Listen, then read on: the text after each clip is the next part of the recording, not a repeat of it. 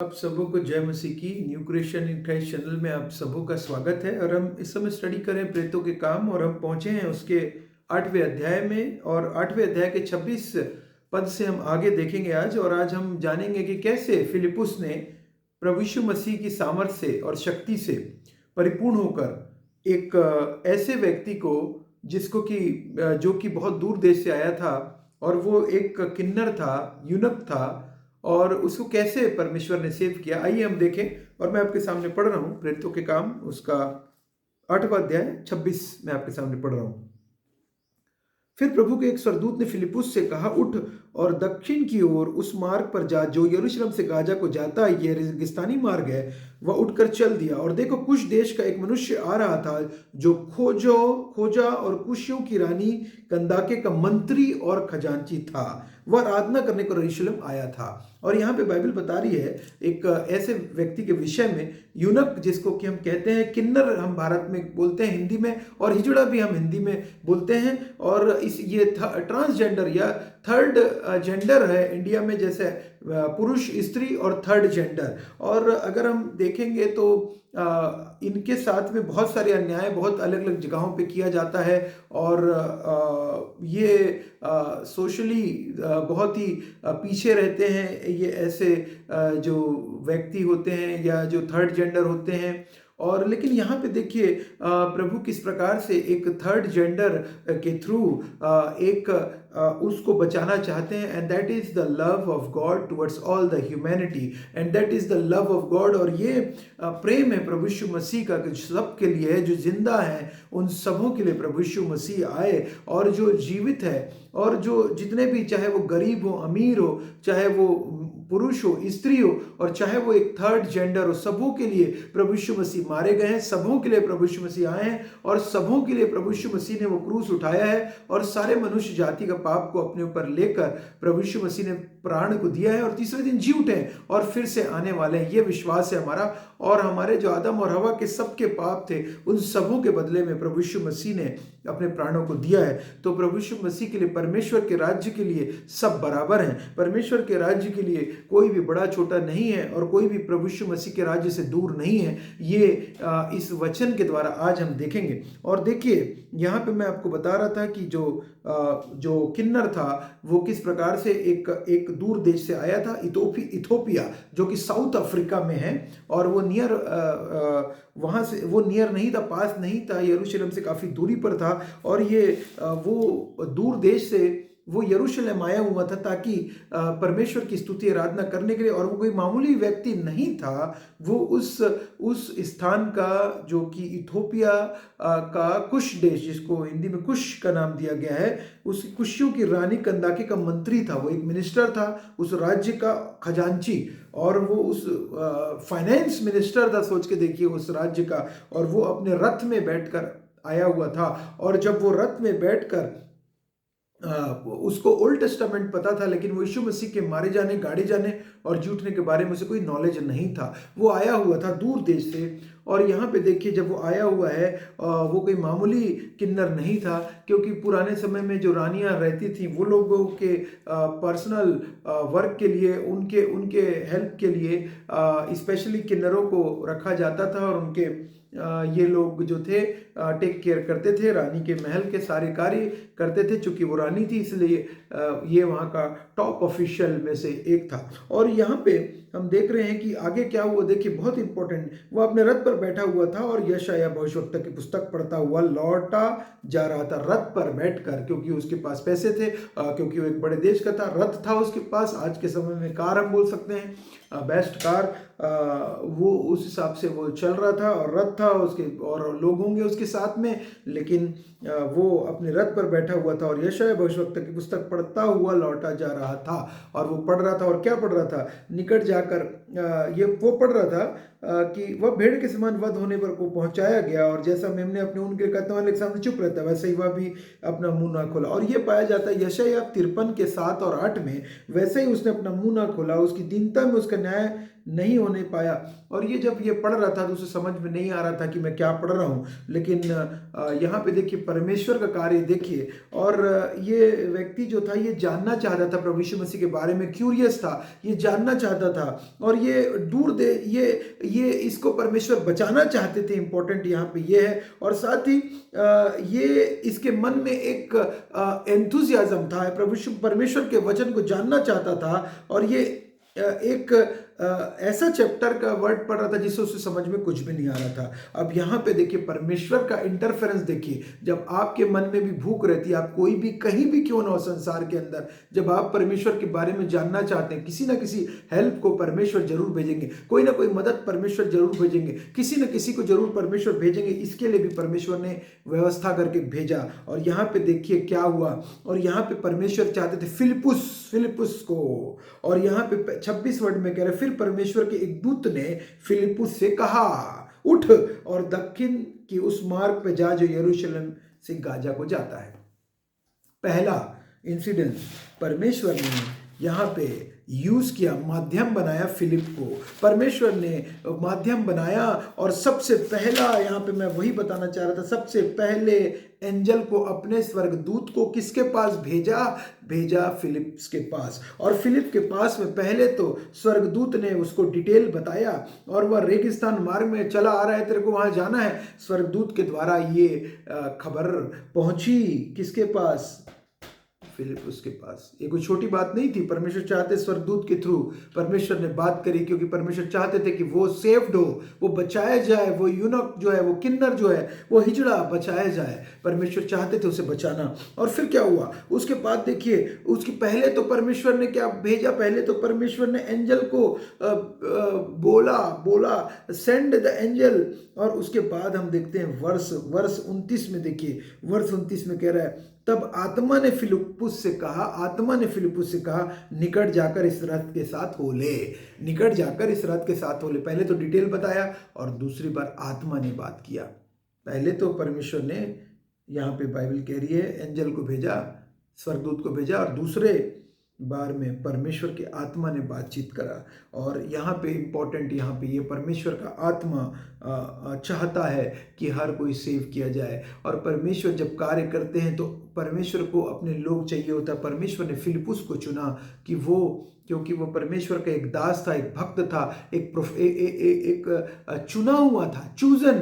Stephen के साथ में 7 लोगों को चुना गया था, और वो 7 लोगों में चुना हुआ था। परमेश्वर आपको भी चुना है, माध्यम बनाते हैं। परमेश्वर चाहते थे स्वर्गदूत को भेज सकते थे वहां पे, परमेश्वर का पवित्र आत्मा चाहता था और कुछ व्यवस्था प्रबंध कर सकता था, लेकिन परमेश्वर ने चुना किसको, अपने दास फिलिपुस को। और आप भी वो हो सकते हैं जो परमेश्वर के चुने हुए हैं। आपको भी परमेश्वर चाहते हैं पवित्र आत्मा के द्वारा प्रॉम्प्ट करना कि आपको किससे वचन का प्रचार करना है, कैसे अपने जीवन के द्वारा प्रचार करना है, कहाँ पे जाना है, कहाँ नहीं जाना है, कैसे जाना है, क्या करना है, क्या नहीं करना है। सब पवित्र आत्मा ही आपको गाइड करता है, बताता है। लेकिन क्या हम उसे कार्य करने देते हैं? जब आत्मा ने बोला, इमीडिएट फिलिप्स ने फॉलो किया, फिलिप चले गया।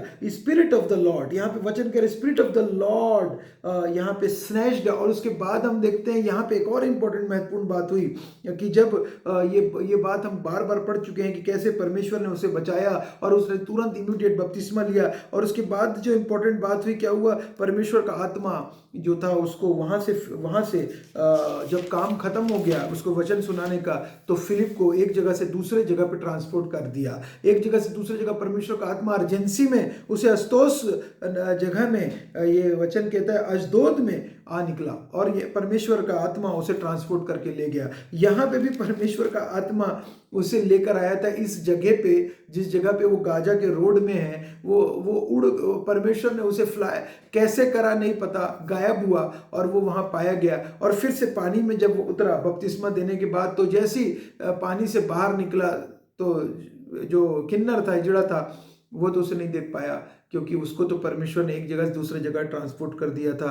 और ये ट्रांसपोर्टेशन परमेश्वर के द्वारा ट्रांसपोर्ट उठा लेके परमेश्वर एक जगह से दूसरे जगह उसे उठा ले गए। और परमेश्वर का कार्य अर्जेंसी में होता है। और यहाँ पे देखिए उसको कन्विंस भी कराया। यहाँ पे जब ये वचन को पढ़ा रहा था, इस पर खोजों ने फिलिप्पुस से पूछा, मैं तुझसे विनती करता हूँ कि बता कि भविष्यवक्ता या किसके विषय में कहता है, अपने या किसी दूसरे के विषय में?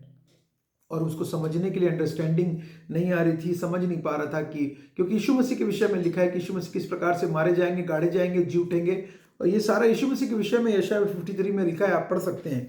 तब फिलिप्पुस ने अपना मुंह खोला और इसी शास्त्र से आरंभ करके उसे यीशु का सुसमाचार सुनाया।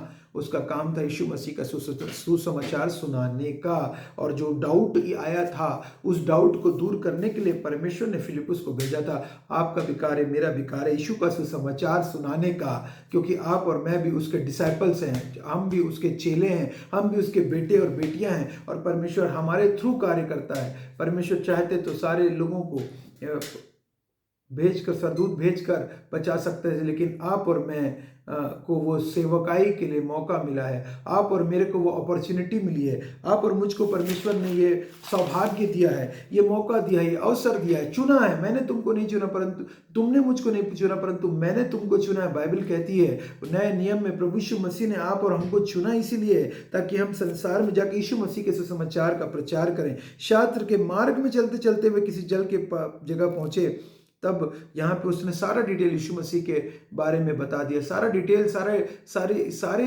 बातों को यीशु मसीह के बारे में बता के, और यहाँ पे देखिए इतने अच्छे से एक्सप्लेन किया कि परमेश्वर का आत्मा भी कार्य कर रहा था उसके अंदर। और यहाँ पे मार्ग में चलते चलते हुए किसी जगह, जल की जगह में पहुंचे, तब खोजने का, ये देख यहाँ जल है, अब मुझे बपतिस्मा लेने में क्या रोक, और इट्स एन इमरजेंसी। उसको समझ में आ गया कि मैं तो बचाया गया, विश्वास करने के द्वारा उसको बपतिस्मा, विश्वासी होने के बाद बपतिस्मा लेना इज इम्पॉर्टेंट। यीशु मसीह ने भी लिया बपतिस्मा, आप और मेरे लिए, सबों के लिए और हमारे लिए। और यहाँ पे बपतिस्मा देख फिलिप्पुस ने कहा, यदि तू सारे मन से विश्वास करता है तो ले सकता है।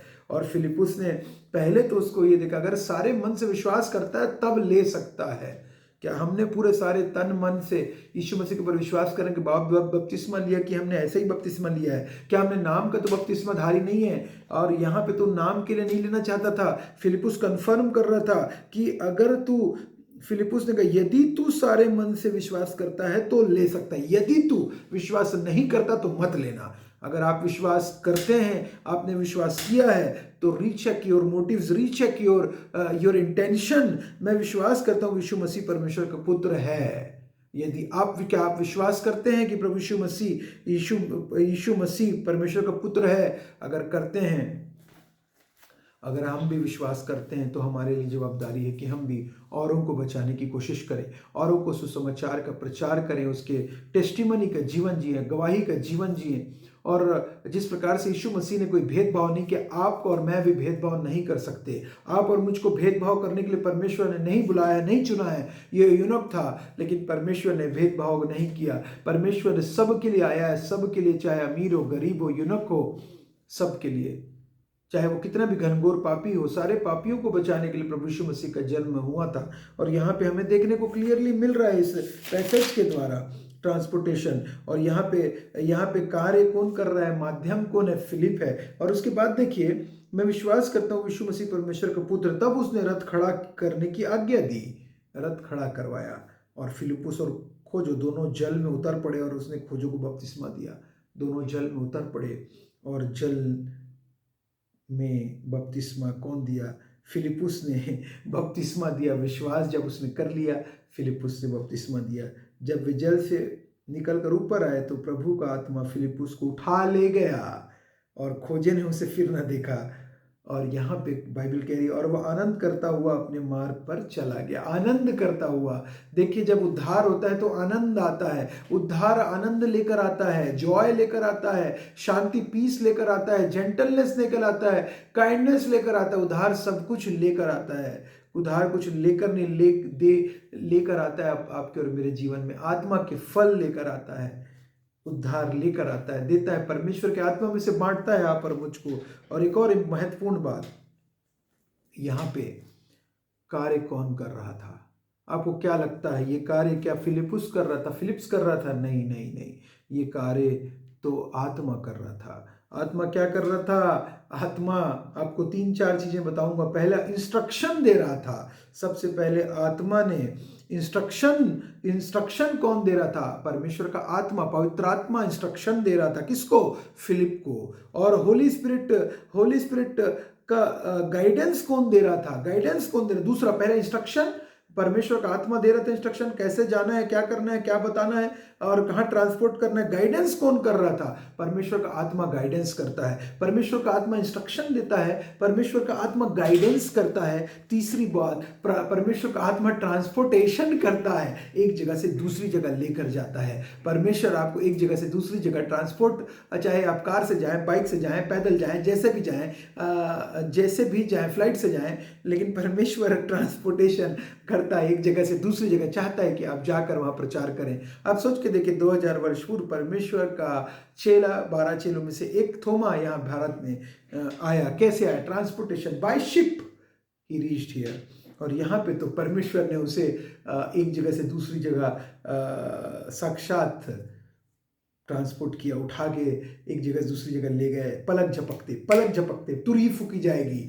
और उसी प्रकार ट्रांसपोर्टेशन, चूज द, परमेश्वर का आत्मा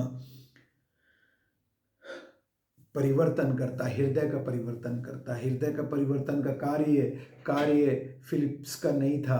परमेश्वर का आत्मा हृदय का परिवर्तन पवित्र आत्मा करता है। परमेश्वर ने प्रभु यीशु मसीह का जो पवित्र आत्मा का गिफ्ट है वो हृदय का परिवर्तन करता है। जब उसने सुना, जब उसने देखा, जब उसने फील किया, मिरेकल को देखा अपने आंखों से कि कैसे, जब वो समझ नहीं पा रहा है, परमेश्वर ने उसके लिए भेज दिया, एक गाइड करने के लिए इंस्ट्रक्शन देके ट्रांसपोर्ट उसके पास भेज दिया। हृदय का परिवर्तन परमेश्वर का आत्मा करता है। आप और मैं किसी को भी चेंज नहीं कर सकते। ऊपर मन का परिवर्तन परमेश्वर करने वाला कौन है? ये सब कार्य करने वाला कौन है? ये मिरेकल करने वाला कौन है? परमेश्वर का आत्मा मिरेकल करने वाला है। परमेश्वर का वचन निधारी हुआ और हमारे बीच में डेरा किया। और दैट इज इम्पोर्टेंट। और तो याद रखिएगा, जो परमेश्वर का वचन फैलाने का कार्य है वो पवित्र आत्मा करता है। इंस्ट्रक्शन देने का, गाइडेंस करने का, नॉलेज देने का, विजडम देने का, अंडरस्टैंडिंग देने का, सारी समझ और ज्ञान और सब कुछ का देने वाला कौन है? परमेश्वर का पवित्र आत्मा का सामर्थ्य है, पवित्र आत्मा का शक्ति है। और यहाँ पे होली स्पिरिट, एंजल्स ने यहाँ पे इस जगह इस्तेमाल हुए। यहाँ पे फिलिपुस इस्तेमाल हुआ, यहाँ पे परमेश्वर का आत्मा ने इस्तेमाल किया सबों को। और वो व्यक्ति एक को बचाने के लिए, एक को सुसमाचार सुनाने के लिए, एक के द्वारा, वन इज अर्जेंसी। एक को भी आप वचन सुनाते हैं, परमेश्वर कहाँ तक लेकर जाएंगे, क्या कार्य करेंगे आपको नहीं पता है। आपका कार्य आपको करना है, आपको अपना कार्य समझना है। फिलिपुस समझता था और उसके बाद फिलिपुस अशदोद में आ निकला।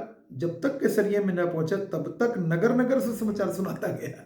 और वो वापस जाते जाते कई किलोमीटर वापस अपने घर से दूर आ चुका था इसको सुनाने के लिए वचन। और परमेश्वर ने उसे अशदोद में छोड़ा और वहाँ से वो वचन का सुसमाचार सुनाता सुनाता अपने नगर को गया। कैसरिया में रहता था, वहाँ पे उसकी 4 बेटियां थी जो अनमैरिड थी, ये बाइबल बताती है। और वहाँ तक वचन को सुनाते सुनाते वहाँ तक पहुँचा। और इसीलिए आप और मैं अपने आप को परमेश्वर के हाथों में सौंप दें, सरेंडर कर दें। परमेश्वर का आत्मा गाइड करेगा, परमेश्वर का आत्मा लीड करेगा, परमेश्वर का आत्मा प्रोटेक्शन देगा। कौन प्रोटेक्ट करने वाला है? परमेश्वर का आत्मा प्रोटेक्ट करने वाला है।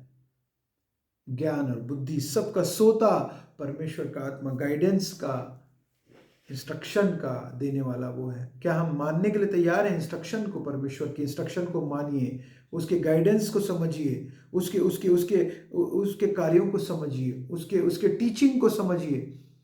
परमेश्वर का जो बताना चाहता है वो हमको टीच करना चाहता है, हमें ज्ञान देना चाहता है, हमें सिखाना चाहता है। जो सिखाना चाहता है समझिए।